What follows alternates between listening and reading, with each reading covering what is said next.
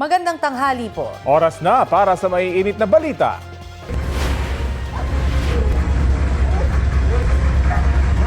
Panglimang nasawi sa pagguho ng gusali sa Angeles, Pampanga, na-recover na. Bagyo sa Pacific Ocean na inaasahang papasok sa Philippine Area of Responsibility, posibleng lumakas pa bilang typhoon ayon sa Pag-asa. Ilang lugar sa Quezon City binaha dahil sa thunderstorm kaninang madaling araw. Dating Senate President Francis Chis Escudero itinangging tumanggap ng mahigit kalahating bilyong pisong kickback sa flood control projects base sa kanyang counter affidavit. Mahigit 2 milyong pisong halaga ng pera at alahas mula sa isang bahay sa Quezon City nanakaw dahil sa tawag sa kasambahay. Ang modus alamin para wag maging biktima. Ang heartwarming na eksena ng mga kuya sa bunso nilang ikakasal na trending. At Sparkle star Rere Madrid ikinasal na kay Pinoy basketball player Kai Soto. Kuya niya namang si Ruru Madrid nag-camping date with Bianca Umali.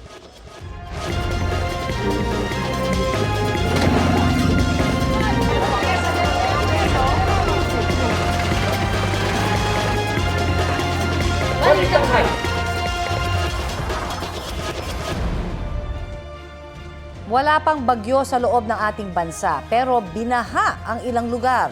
Dulot po yan ng panandaliang malakas na ulan o thunderstorm. Sa Quezon City, bumaha sa northbound lane ng EDSA na sakop po ng barangay Apolonio Samson, kasunod ng ilang minutong malakas na ulan pasado alas 3 kaninang madaling araw. Bumaha rin sa EDSA Balintawak kaya nagmenor at gumilid ang mga sasakyan. Ang ilang kabataan tila hindi alintana ang peligro na dulot ng pagligo sa baha. Humupa ang baha matapos ang isang oras. Napasilong naman ang ilang motorcycle riders sa ibang bahagi ng EDSA. Pabugso-bugso rin ng ulan sa Rojas Boulevard sa Pasay. Wala namang naranasang pagbaha sa Taft Avenue, corner UN Avenue hanggang sa kanto ng Quirino Avenue sa Maynila. Wala ring baha sa kahabaan ng Espanya Boulevard. Binaha naman ang ilang bahagi ng barangay Ladtingan sa Piquet, Cotabato. Umapaw kasi ang ilang ilog dahil sa malakas na ulan. Inuulan ang Cotabato at ilang pangpanig ng Mindanao dahil sa trough o extension ng papalapit na bagyo. Sa mga susunod na oras, posible pa rin ang mga pag-ulan. Nakataas po ngayon ang thunderstorm watch sa Metro Manila, Bulacan, Rizal, Laguna at Cavite. Pinaalerto ang mga residente sa biglaang ulan na may kasamang kulog at kidlat hanggang mamayang alas 10 ng gabi. Sabi po ng Pag-asa, mamayang gabi o madaling araw bukas, posibleng pumasok sa Philippine Area of Responsibility ang bagyong tatawaging Domeng. Isa na po itong tropical storm. Namata niya ng Pag-asa, 1,135 kilometers silangan ng Eastern Visayas. Taglay nito ang lakas ng hangin na aabot sa 65 kilometers per hour. Base sa pinakahuling datos ng ahensya, lalakas pa ang bagyo bilang typhoon. Pero lilihis ito at posible nitong hatakin ang southwesterly wind flow o mahinang habagat. Dahil dyan, asahan ng malawakang ulan at posibleng deklarasyon ng tag-ulan. Sa ngayon, nagpapaulan na ang trough o extension ng bagyo sa ilang bahagi ng Mindanao.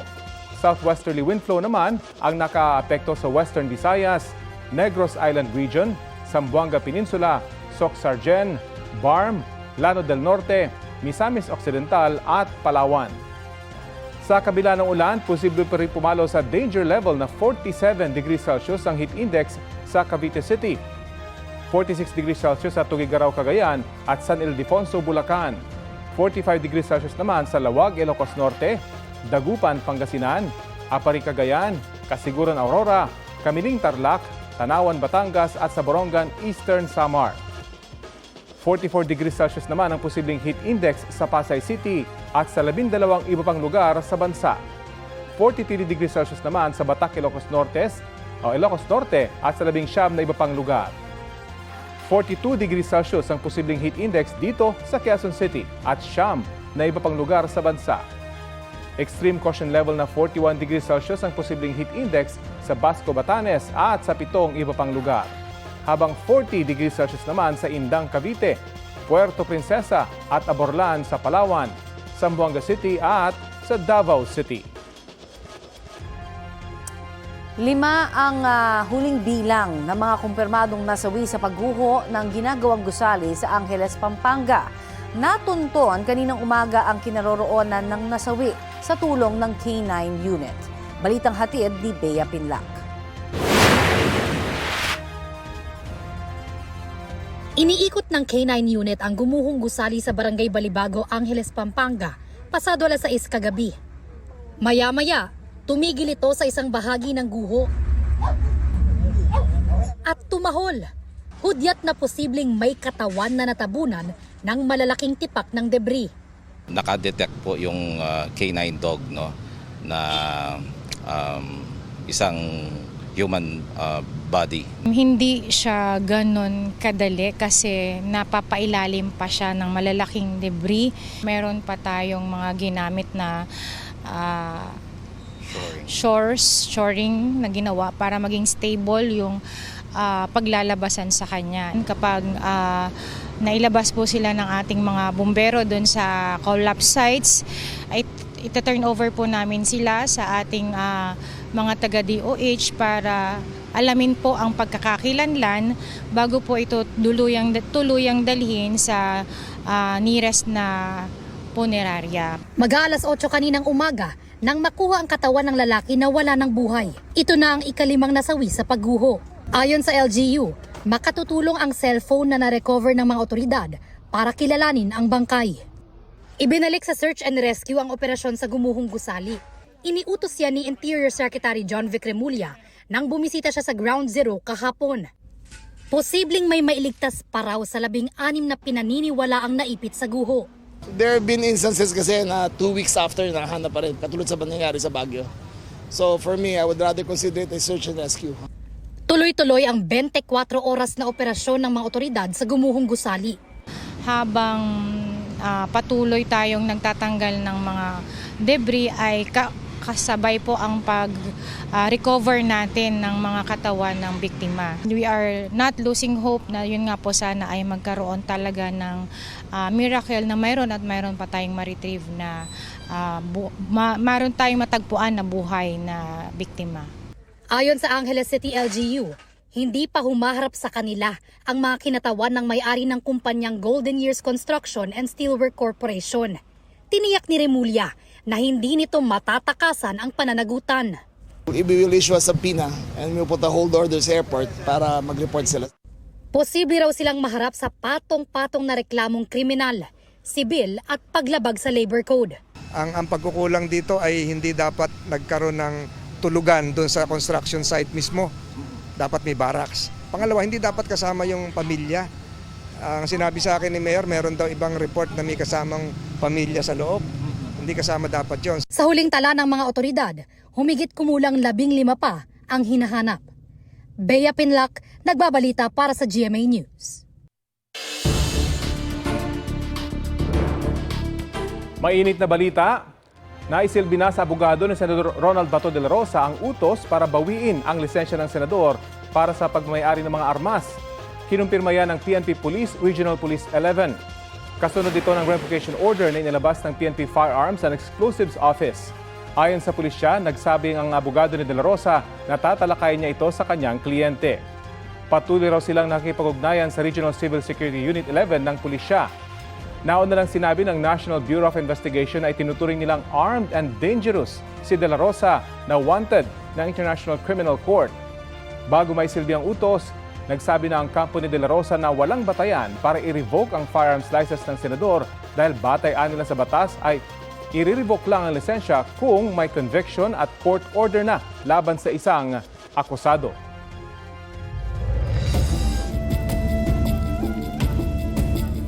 Pasintabi po sa balitang ito, may natagpo ang kalansay ng tao sa damuhang bahagi ng NLEX sa Mabalacat, Pampanga. Ayon sa pulisya, nadiskubre yan ng ilang nagtatabas ng damo sa NLEX. Nakabalot daw ang kalansay sa isang cadaver bag. Nakasuot daw yon ng brown na t-shirt, blue na jacket, blue na pantalon at saka panloob. Nananawagan ang Mabalacat City Police kung sino man ang may kakilalang nawawala na tugma sa ganyang kasuotan na makipag-ugnayan po sa kanila. Susunod, mahigit 2 milyong pisong halaga ng pera at alahas mula sa isang bahay sa Quezon City nanakaw dahil sa isang tawag sa kasambahay. Ang modus alamin para wag maging biktima. Dating Senate President Francis Cheese Escudero itinangging tumanggap ng mahigit kalahating bilyong pisong kickback sa flood control projects base sa kanyang counter affidavit. At silipin ang camping date ni Ruru Madrid at Bianca Umali. May init na balita dito sa Balitang Hali.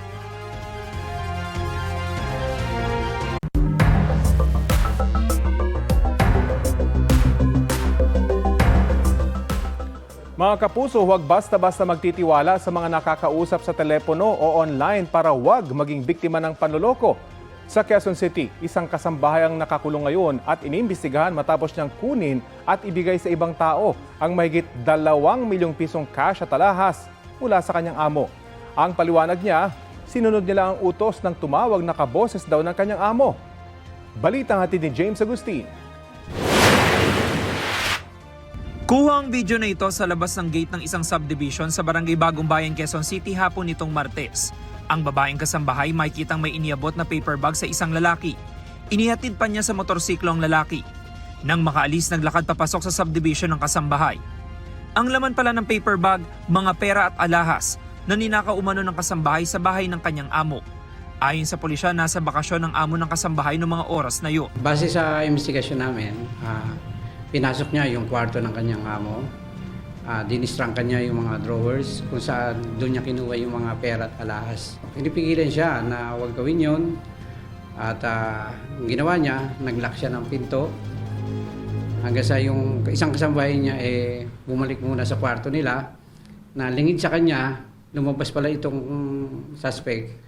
Nadala na yung mga alahas at naibigay na dun sa lalaking nag-aantay sa labas ng subdivision. Pagbalik sa bahay, tinangka pa umanong kunin ng sospek ang iba pang alahas, pero napigilan na siya ng isa pang kasambahay. Doon na tinawagan ng kanilang amo na agad nakipag-ugnayan sa pulisya. Arestado ang 31 anyo sa sospek. Kabilang sa mga ninakaw ang mahigit 1 million pesos na cash, iba't ibang alahas, gaya ng hikaw at kwintas, na nagkakahalaga na mahigit 1.4 million pesos. Lumalabas sa investigasyon namin, inilagay niya ito sa isang plastic bag at kinubera niya ito ng mga pagkain. Ang sabi niya, para kung sakaling masita siya ng mga gwardya, hindi mapansin yung mga alahas na dala niya, tsaka yung pera. 2016, doon na siya nagtatrabaho, pero pabalik-balik siya. May mga 2 taon, aalis siya, tapos babalik din siya the following year, hanggang sa kasalukuyan. Itong huling bumalik siya noong 2025. Ayon sa kasambahay, sinunod lang daw niya ang utos ng babaeng tumawag sa cellphone na nagpakilalang kanyang amo. Ginawa ko yun base sa utos lang po doon sa cellphone na kausap ko po kay ma'am. Yung boses po ni ma'am. Ano sinasabi niya? Na punta ako sa kwarto niya, kunin ko daw yung mga alahas niya doon. Sinampa ng sospek ng reklamong qualified theft. Nagsasagawa ng follow-up operation ng pulisya para matukoy ang pagkakakilanlan ng lalaking pinag-abutan ng paper bag. James Agustin, nagbabalita para sa GMA News. Nagbuga ng abo ang Bulkang Kanlaon kanina pong alas 6 ng umaga. Ayon sa PBOX, may taas ang ash plume na mahigit 1,000 metro.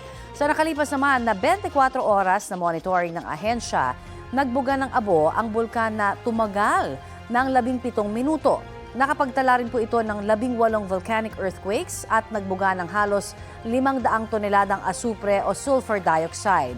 Nananatili sa alert level 2 ang Kanlaon.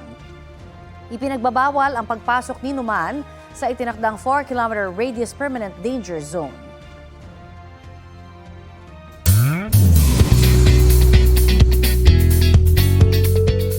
Happy Thursday mga mare at pare! Getting into character ang cast ng upcoming GMA series na Code Grey na sumailalim sa immersion para mas matutuhan ang procedures at tamang galaw ng isang medical practitioner. Narito ang latest. Bilang paghahanda para sa kanyang pagganap bilang doktor sa upcoming GMA Prime series na Code Gray, sumailalim sa immersion si Alden Richards sa ospital ng Maynila Medical Center. Kasama ni Alden ang co-stars na sina Andrea Torres, Shuvi Etrata, Faith De Silva, Christopher Martin at Christopher De Leon. Para mas magampanan ng mabuti ang role bilang si Dr. Grayson Lazaro, siniguro ni Alden na matutunan ang mga basic procedures at tamang galaw ng isang surgeon. Kasama na ang tamang pagsuot ng surgical gloves at gown. Tinuruan din sila ng pag-suture o pagtahi ng sugat. At sumailalim din sila sa basic life support training. Yung proper counting, yung tamang position, etc. And also, natutunan ko din dito yung mga iba-ibang klaseng stitches when it comes to surgery. Hindi siya madali. Ngayon ko na-realize na yung expertise nila when it comes to doing these things comes with hard work. Nagpasalamat si Alden sa mga doktor na matyagang nagturo at nagbahagi ng kanilang kaalaman at expertise. Dagdag pa niya, paraan din ng proyektong ito para bigyang pugay ang mga medical practitioner. It's a way of honoring them as well na itong project na to mabigyang highlight naman yung mga doktor at yung mga medical practitioners natin na nagliligtas ng buhay araw-araw. Kababalik lang ni Alden mula sa halos isang buwang taping ng pinagbibidahan ding serye na Love Siargao. Kakaiba raw ang naging experience niya sa Siargao dahil kahit nagtatrabaho, mistulang naging healing escape pa raw ito dahil sa ganda at payapang hatid ng isla. It didn't feel like work because of what you're seeing every day. Siyempre, yung accommodations namin, beachfront, so dagat yung nakikita mo sa araw-araw, di ba, kakaiba yun. So, really more of parang rediscovering different aspects of myself and somehow healing na rin at the same time. Aubrey Carampel, nagbabalita para sa GMA News. Ito na ang mabibilis na balita. Nasunog ang 2 commercial stall sa Barangay San Pedro, Pateros kaninang madaling araw. Naagapan ng mga bumbero ang paglaki ng apoy dahil sa fire hydrant sa katapat na gusali. Walang naitalang sugatan o nasawi ayon sa Bureau of Fire Protection. Inaalam pa ang sanhi ng apoy. Sugatan ng isang motorcycle rider matapos sumemplang sa kalsada sa Roas Boulevard sa Pasay. Ayon sa pulisya, posibleng nawalan ng balanse o bumangga sa center island ng rider dahil sa madulas na kalsada.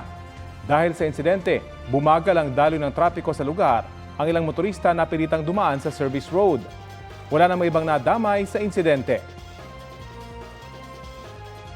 Inaasahang lalagdaan ngayon ng Pilipinas at Japan ang ilang kasunduan na may kinalaman sa defense at maritime security pati na sa energy security. At live mula sa Tokyo, Japan, may ulat on the spot si Ivan Mayrina. Ivan? Konnichiwa, Connie, mula dito sa Tokyo, Japan, kung saan ikatlong araw na ng state visit ni Pangulong Bongbong Marcos dito. Puno ang schedule ng Pangulo ngayong araw. Ngayong umaga lang, 4 na business meetings na nakaschedule sa mga pribadong kumpanya. Pamilyar itong isang kumpanya sa listahan, ang Sumitomo Corporation, na siyang maintenance provider ng ating MRT3, pero patuloy tayong kumakalat na iba pang detalye kung anong paksa ng nasabing pulong. May meeting din siya kay dating Japanese Prime Minister Kishida Fumio ng Supreme Advisor sa Parliamentary Association of the Asia Zero Emission Community. Makakaharap din ng Pangulo ngayong araw ang presidente ng Japan International Cooperation Agency o JICA na isa sa pinakamalaking pinagkukunan ng pautang ng Pilipinas sa mga malalaking proyekto sa bansa. Tulad na lang halimbawa ng Metro Manila Subway Project. May isa pang pulong sa chairman ng Nippon Foundation bago ang kanyang nakatakdang talumpati sa joint session ng National Diet o ang Kongreso ng Japan. Matapos dyan ay ang panghuling meeting kay Japan Prime Minister Takaichi Sanae na agad susundan ng joint press conference kung saan iaanunsyo ang mga nalagdaang mga kasunduan. Naasahan dito may kinalaman sa defense at maritime security at energy security at gayon din sa ekonomiya, mga bagay na malapit sa sikmura ay ika ng Pilipinas sa gitna ng tensyon sa West Philippine Sea at gayon din sa nagpapatuloy na krisis sa langis na kinakaharap ng mundo. Patuloy natin inaantabayanan na magiging resulta ng mga pulong lalo na sa mga pribadong kumpanya. Pero nauna rito, Connie, $3.4 billion, katumbas ng 210 billion pesos na kabuang investment commitment ang ibinunga na roundtable meeting ni Pangulong Bongbong Marcos kasama mga nangungunang business leaders ng Japan. Kahapon din pumirma sa isang Memorandum of Understanding ang Ayala Corporation, Globe Telecom, Mitsubishi Corporation at KDDI para sa pagsusulong ng konsepto ng Smart City sa Makati City. Sa pamagitan niya ng Artificial Intelligence o AI at modernong teknolohiya ng mga telco para sa transportasyon, retail at commercial services, energy management at digital service. Mahiwalay pang kasunduang nilagdaan ng Ayala Corporation at Mitsubishi Corporation para sa digital services para naman sa ticketing, online payment at digital marketing. May ikatlo pa, yung kilalang e-wallet platform sa bansa, may kasunduan din sa Mitsubishi Corporation para palawakin ang serbisyo nito sa Pilipinas at maging sa ibang bansa. Ang layon niyan, ang pag-integrate sa e-wallet platform sa mga negosyo ng Ayala at Mitsubishi sa retail, real estate, energy, mobility at digital services. Ang pakinabang daw dyan ng mga mamamayan ayon sa DTI, mas mabilis at mas maginhawang transaksyon para sa mga negosyante at consumer. Tulad ng kanyang karaniwang mga biyahe abroad, may mga business meetings ang Pangulo para manghikayat ng mga mamumuhunan sa bansa. Sa gitna ng kasalukuyang hamon ng global economy, ayon sa Pangulo, partikular ang krisis sa enerhiya at pagkadiskaril ng mga supply chain, lubhang mahalaga na lalong palakasin ang ugnayang pang-ekonomiya ng Pilipinas at ng Japan. At live mula sa Tokyo, Japan, Ivan Mayrina, GMA News. Balik sa iyo, Connie. Arigato gozaimasu. Maraming salamat, Ivan Mayrina.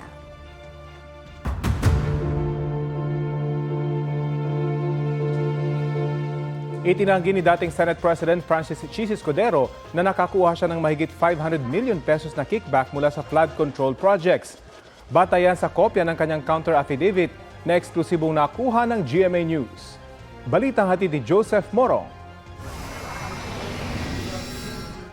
April 16 nang irekomenda ng Field Investigation Office ng Ombudsman na kasuhan ng plunder, graft at indirect bribery si dating Senate President Francis Escudero.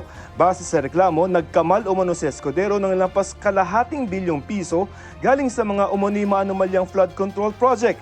Base sa aligasyon ni dating Department of Public Works and Highways o DPWH Undersecretary Roberto Bernardo. Sa kopya ng counter affidavit ni Escudero na eksklusibong nakuha ng GMA News, itinanggi niya ang mga aligasyon at pinabulaan ng nakakuha siya kay Bernardo ng 306 million pesos noong 2024 at 280 million pesos noong 2025 na tinanggap umano ng kaibigan, campaign contributor at umani bagman ni Escudero na si Maynard Ngu. Wala raw ebidensya na magpapakita na bagman niya si Ngu at inutusan niya ito na gumawa ng aksyon para sa kanya. Base lamang daw sa kwento ni Bernardo ang sinabi raw ni Ngu na natanggap ni Escudero ang pera. Giit ni Escudero, wala naman daw na ipakitang pruweba si Bernardo na tinanggap niya ang umano'y kickback. Paiba-iba rin daw at nagbabago umano ang sinasabi ni Bernardo sa 4 na affidavits ito laban sa kanya. Tulad na lamang ng wala raw nabanggit si Bernardo na 306 million pesos na delivery sa unang 3 affidavit na isinumite nito sa Senate Blue Ribbon Committee. Lumabas na lamang daw ito nung may investigasyong ginagawa na ang Ombudsman.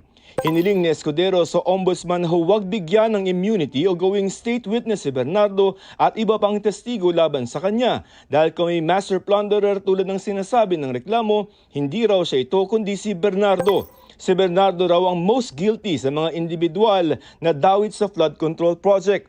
Sabi pa ni Escudero kung siya raw ang master plunderer, bakit kalahating bilyong piso ang sinasabing natanggap niya kumpara sa inamin mismo ni Bernardo na tumanggap siya ng lampas 1 bilyong piso. Hinihingan pa namin ng panig ang kampo ni Bernardo at ang Ombudsman. Pag-aaralan pa ng Ombudsman ang kontrasalaysay nito ni Senador Escudero para malaman kung may sapat na basehan para sampahan siya ng kaso sa Sandigan Bayan. Joseph Morong, nagbabalita para sa GMA News. Susunod, truck sumalpok sa isang bahay sa Negros Occidental, mag-ina patay. At ang heartwarming na eksena ng mga kuya sa bunso nilang ikakasal na trending. Sa pagbabalik po yan ng Balitang Hali.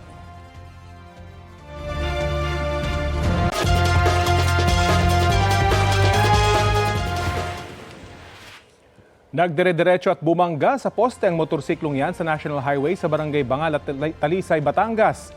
Tumilapon ang 2 sakay ng motorsiklo. Base sa investigasyon, hindi nakontrol ng rider ang motorsiklo matapos itong mawalan umano ng preno, kaya nagdire-diretso ang takbo nito. Nagpapagaling na sa ospital ang pasahero pati ang rider na nagtamo ng matinding sugat sa paa. Wala pa silang pahayag. 4 na araw matapos ang pagguho ng isang gusali sa Angeles, Pampanga, nagpapatuloy pa rin po ang paghahanap sa mga natrap. Update po tayo sa ulat on the spot ni Oscar Oida. Oscar? Yes, Connie, nahirapan daw ang Bureau of Fire Protection na mailabas ang katawan ng ikalimang nasawi sa nangyaring pagguho dito sa Barangay Balibago, dito sa may Angeles, Pampanga.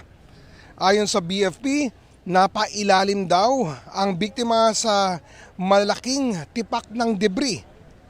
Gumamit pa ng shoring ang mga bumbero upang mapanatiling stable ang bahaging kinaroroonan ng katawan.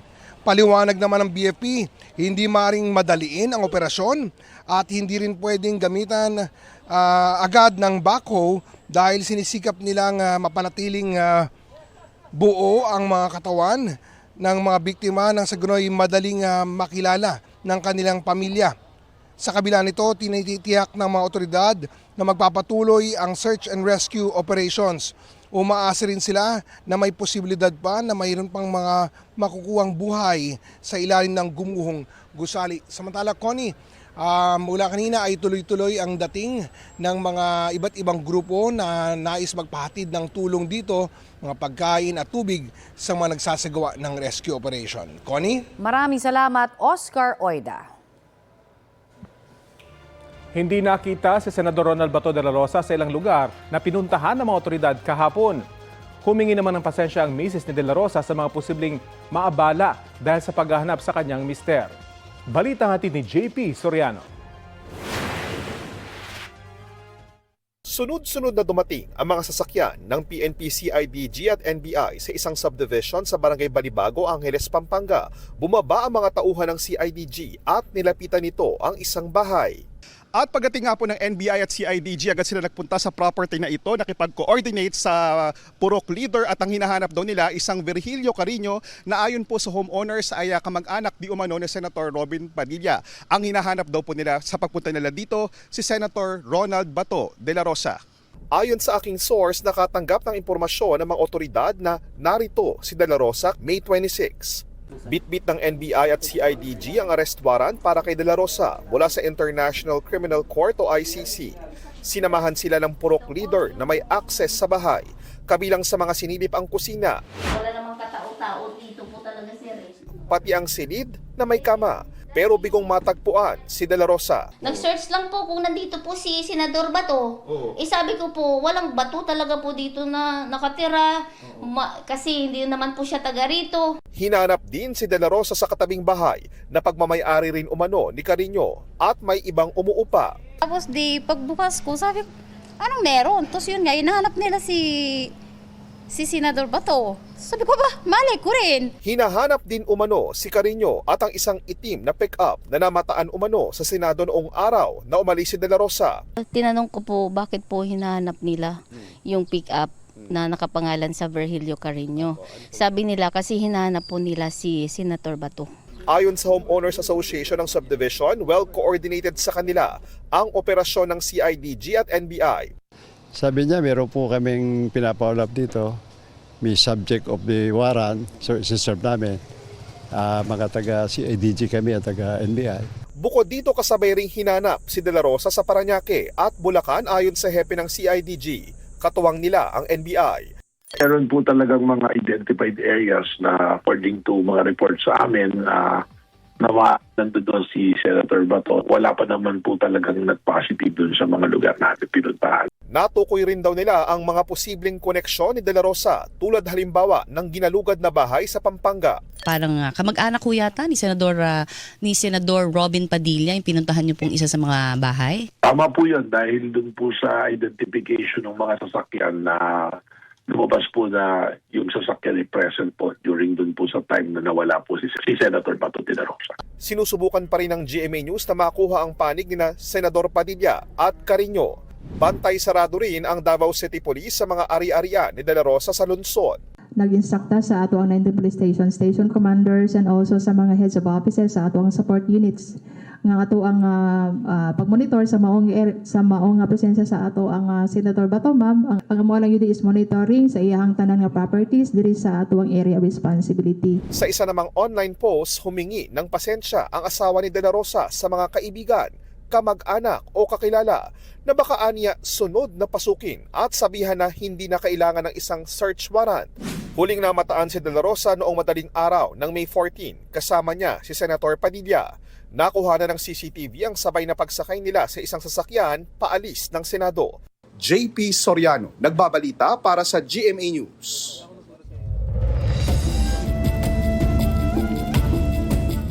Patay ng malunod ng isang lalaki at dalawa niyang anak sa isang ilog sa Davao City.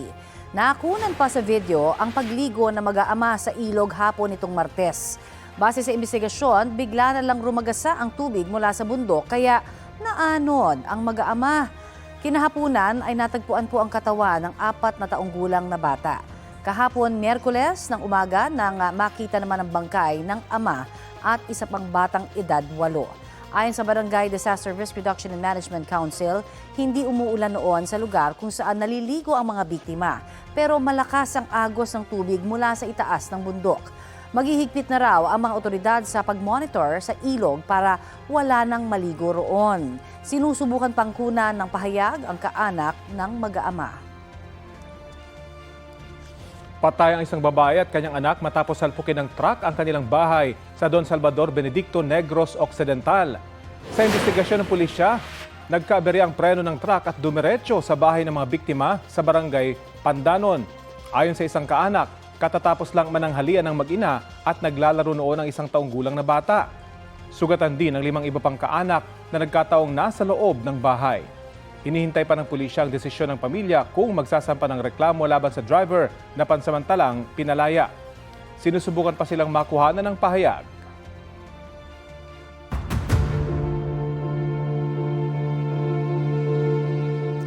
Bukod kina Senador Jinggoy Estrada at Joel Villanueva, 3 o 4 pang senador ang nakatakdang kasuhan kaugnay sa questionableng flood control projects. Ayon pa kay Ombudsman Jesus Crispin Remulla, inihahanda rin ang mga kaso laban sa ilang kongresista. Balitang hatid ni Joseph Morong. Is it because, Madam Chair, they're in a hurry because of news reports that probably 2 of our colleagues might land in jail this weekend? Yan ang tanong ni Senador Erwin Tulfo ng minorya sa Senado kung bakit tila minamadali na mapagbotohan ang mosyon ni Senador Rodante Marcoleta na baguhin ang Senate rules para payagan ang mga senador na makaboto online kung wala sa Senado. Walang pinangalanan si Tulfo kung sino ang 2 senador na umano'y maaaresto. Nauna nang sinabi ni Ombudsman Jesus Crispin Remulla na kakasuhan ng plunder si Senador Jinggoy Estrada kaugnay sa pagtanggap umano niya ng kickback sa mga flood control project. Sunod na raw sa kanya si Senador Joel Villanueva. I think there are at least 3 more senators. So, Cheese, Villanueva, Estrada, may 3 pa po. Marcoleta. Tapos meron pang 3 pa. May 3 pa. 3, 4 pa. So, nakakukulong o hindi makukulong, hindi ko muna sasagutin. Darating tayo dyan. Si Marcoleta na nagsulong ng pagbabago sa Senate rules, pinakakasuhan ng plunder, indirect bribery at paglabag sa batas laban sa pagtanggap ng regalo dahil sa pagtanggap niya ng 75 million pesos na donasyon mula sa 3 individual, bagay na hindi idineklara sa kanyang salin. Si Escudero na pinakakasuhan rin daw sa pagtanggap umano ng 586 million pesos na kickback mula sa flood control projects, nagsumite na ng kontra sa laysay sa Ombudsman. Sina Escudero, Estrada, Marcoleta at Villanueva kapwa mga majority senators. Kaya sabi ng kasamahan nila na si Senador Amy Marcos, solid kami. Yun nga lang, yung kinakasuhan, yung hinahabol, kung ano-ano talaga ang nangyayari, yan ang problema. Palibasa nga, buo kami, siguro may nagnanais na buwagin.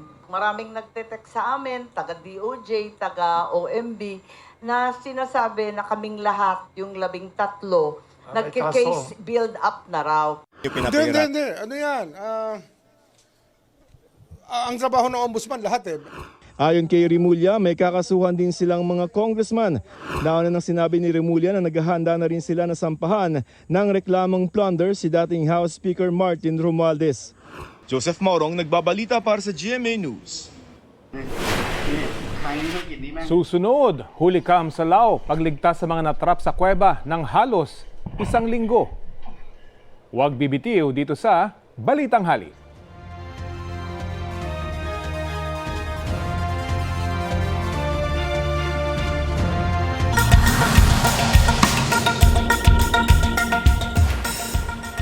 Nagtulong-tulong ang mga rescuer sa Saisom Boon Province sa Lao para pasukin ang isang kuweba. Layo nilang mailigtas ang 7 taong natrap po sa kuweba ng halos 1 linggo na. Tagumpay po silang natunton ang 5 natrap sa kuweba na buhay at ligtas habang patuloy ang paghahanap sa iba pa nilang kasama. Ayon sa ilang ulat, natrap ang mga lalaki sa kuweba dahil sa paghahanap ng ginto. Hindi sila nakalabas dahil sa malakas na ulan at pagguho ng lupa na humarang sa kuweba. Sunod-sunod na namatay ang 6 na bagong sinang nasanggol sa isang ospital sa Dhaka, Bangladesh. Ayon sa mga otoridad, oras lang ang pagitan nang mamatay ang mga sanggol na 1 hanggang 3 araw pa lang mula ng isilang. Nasa loob daw sila ng kwarto na nakapatay ang air conditioner. Inimbestigahan na ng pulisya kung nagkaroon ng gas leak o mechanical failure. Wala pang pahayag ang pamunuan ng ospital. The International Criminal Court is now in session. Rodrigo Roa Duterte.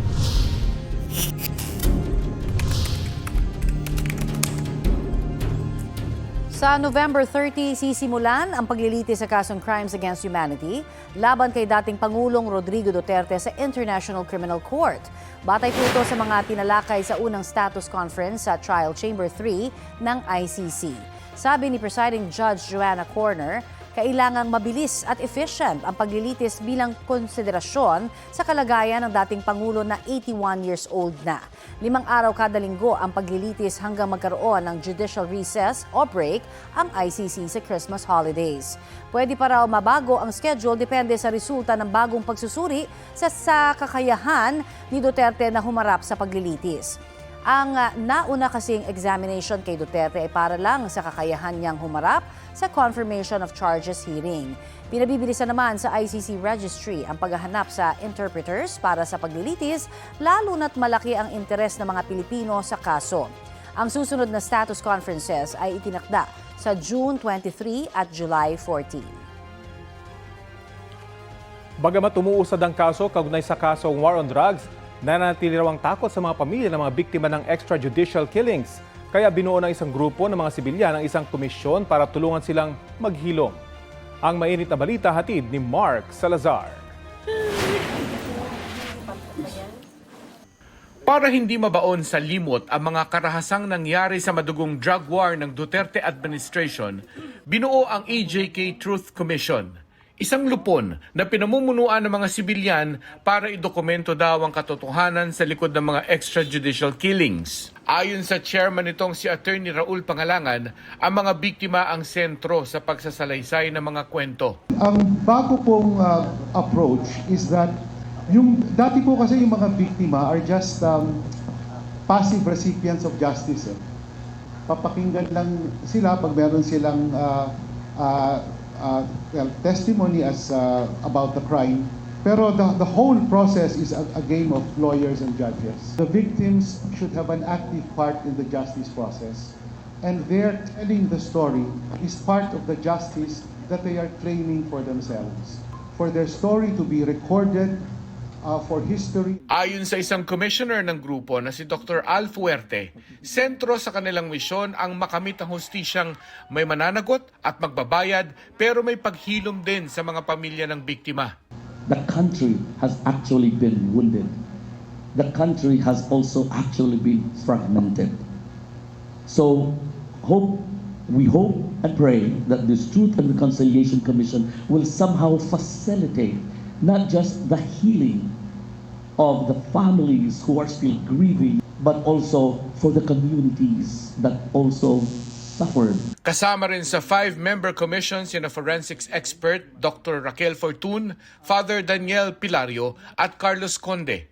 Magsisilbing advisor naman ng Truth Commission si Cardinal Pablo David. Ang korte ay naghahanap ng criminal liability. Ang Truth Commission naman ay naghahanap ng mas malalim na katotohanan. Pakikinig sa mga biktima, pamilya, survivors. Ayon kay Conde, ang seed funding ng komisyon ay manggagaling sa Simbahang Katolika at iba pang mga grupo at NGO dito at sa labas ng bansa. Welcome ang Truth Commission sa mga pamilya ng EJK victims na nasa pangangalaga ng Rise Up for Life and for Rights. Pero makikipagpulong daw muna sila sa komisyon para linawin ang direksyon at magiging partisipasyon nila rito. Mas mahalaga na makonsulta rin kami at yung iba pang mga pamilya nang sa ganun po hindi rin kami nagugulat, nabibigla at hindi yung paulit-ulit na magkukwento kami. Bagamat umuusad sa ICC ang kaso, nananatili raw ang takot sa mga EJK victims' families habang nasa bansa pa rin daw ang iba pang co-perpetrator ng war on drugs. At ang nagtatagong si Senador Ronald De La Rosa. Malaking tulong po yun sa mga biktima dahil marami pa po talaga mga biktima na hindi pa sila lumalabas dahil hanggang sa ngayon po naman kahit tuloy-tuloy yung pagpaslang ay may mga takot pa rin po talaga ang karamihan sa mga biktima. Mark Salazar, nagbabalita para sa GMA News. Susunod na ang camping date ni Ruru Madrid at Bianca Umali sa pagbabalik ng Balitang Hali.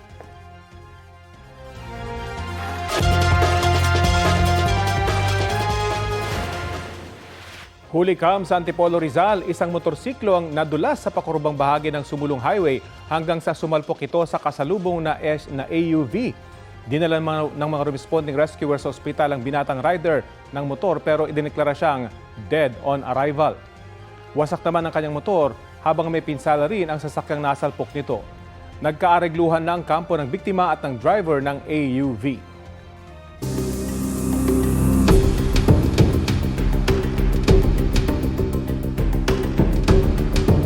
Sa gitna ng mainit na talakayan kung dapat bang payag ang dumalo sa session online ng mga senador, iginit ng ilang miyembro ng House Prosecution Team na dapat physically present ang senator judges. Sa impeachment trial ni Vice President Sara Duterte, balitang hatid ni Tina Panganiban Perez. Lahat ng 11 House Impeachment Prosecutor naroon sa People's Center ng Kamara, ayon kay House Impeachment Prosecutor Representative Joel Chua.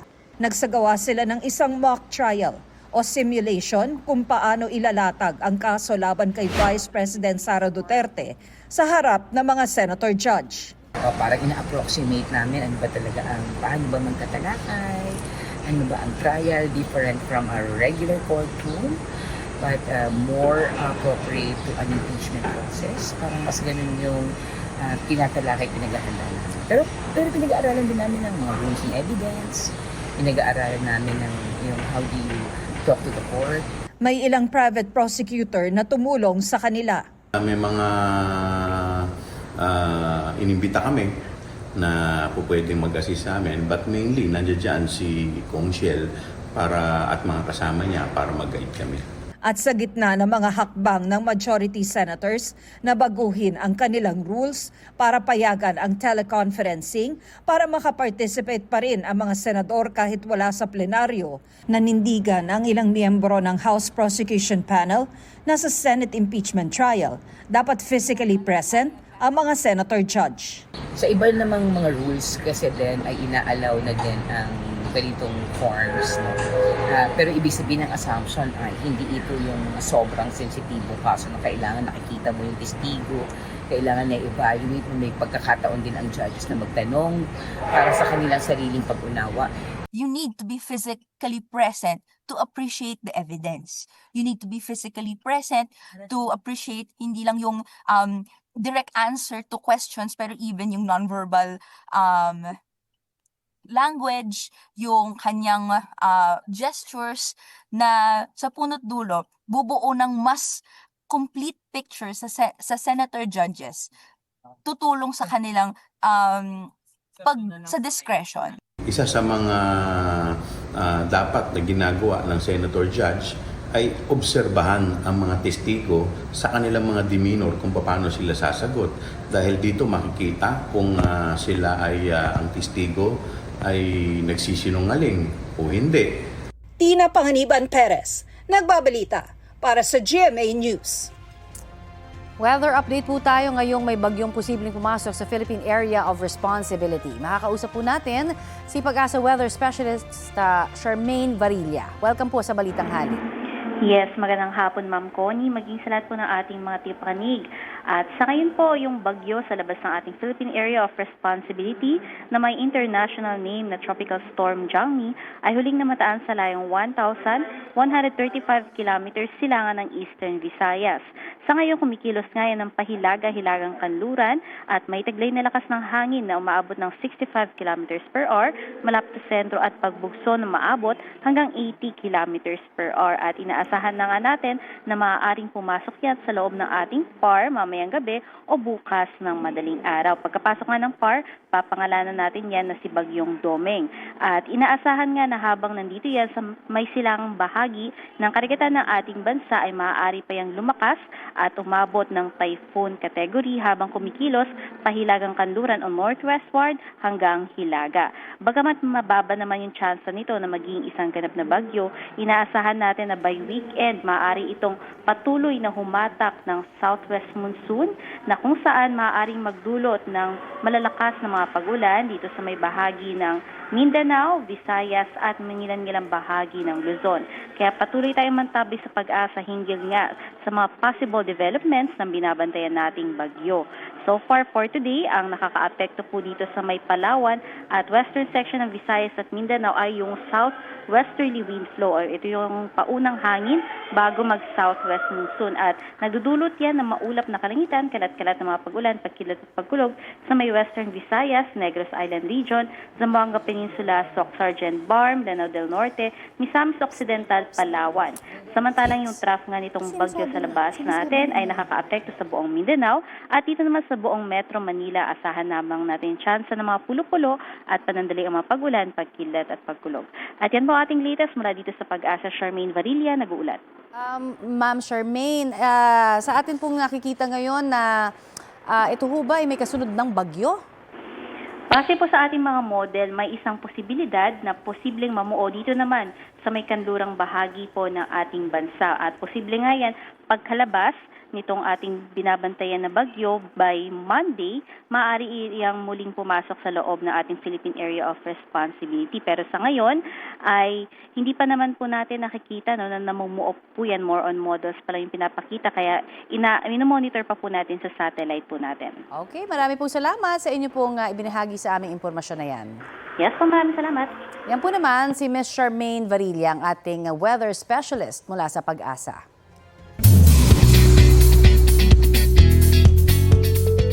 Romantic feels ang hatid ng camping date ni Kapuso primetime action hero Ruru Madrid at kanyang girlfriend na si Bianca Umali. Sa Instagram, nag-share ng ilang photos at video si Ruru, enjoying the views ng sunset at city lights sa camping site sa Tanay, Rizal. Sa caption, sinabi ni Ruru na, "I'm home with tag kay Bianca." Bibida soon si Ruru sa upcoming GMA Prime series na Hari ng Tondo kasama si Kapuso drama king Dennis Trillo. Magbibigay buhay at boses naman si Bianca sa GMA Pictures animated film na El Arcangel na dapat ding abangan. Ang kapatid naman ni Ruru na si sparkle artist Rere Madrid ikinasal na sa basketball player na si Kai Soto. Sa Instagram, isinare ni Rere ang highlights ng kanilang intimate wedding. Nagpasalamat si Rere sa relasyon nilang pinagtibayan niya ng challenges at sa mga taong nagmamahal at sumusuporta sa kanila. Thankful din sila sa kanilang pamilya na naging malaking parte ng kanilang pagmamahalan. Present din sa wedding si Ruru at si Bianca. Congratulations and best wishes!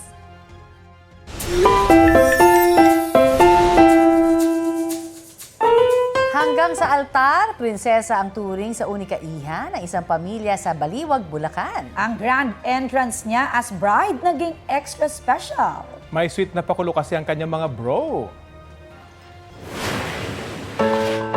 Ayan, oh, here comes our bunso, the bride. Yan, ang tarpaulin na bit-bit ni na Jason, JP at Sixto, mangulabnan. Tila announcement bago pumasok sa simbahan ng bunso at kaisa-isang kapatid na babaeng si Nika. Ang kanila namang panganay na si Kuya Philip ang mismong naghatid sa altar. Pag-amin ni Nika, strikto ang kanyang mga utol bilang only girl sa mangulabnan siblings. Lalong-lalo na raw sa usapin ng panliligaw. Kaya ang sweet gesture tila reminder daw sa groom na si Shana. Eto na si Nika ang bunsong iniingatan. Mahigit 800,000 views na ang video at certified Trending! Kakatuwa naman. Ang sweet na mga kuya. Oo, may Sweet forever. na pero may warning. May forever tagapagtanggol. Correct. Yan ang may init na balita ngayong tanghali. Ako po si Connie Season. Rafi Tima po. Kasama niyo rin po ako, Aubrey Carampel. Ito po ang GMA News. Walang kinikilingan, walang pinoprotektahan. Noon at ngayon, serbisyong totoo.